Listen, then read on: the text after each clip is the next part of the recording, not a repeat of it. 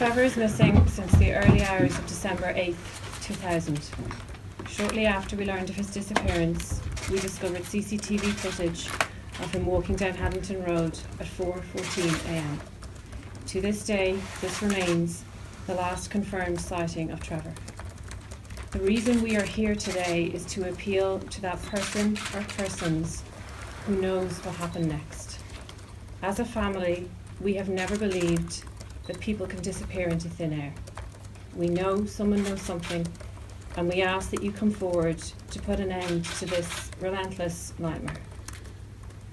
Many people over the past 16 years have questioned why we continue to search for Trevor. The answer is simple if you knew Trevor. We can sum it up by saying if the situation was reversed, he would never give up on us. We have felt for many years that a fresh review conducted on Trevor's case would be very beneficial, utilising current day technologies. We would like to express our sincere gratitude to the team that Superintendent Joseph Gannon and Detective Superintendent Peter O'Boyle assembled last year to take this review on.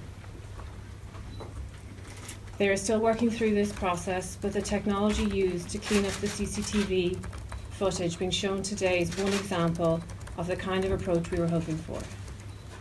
We are very grateful for all of the help we've received to date from the public.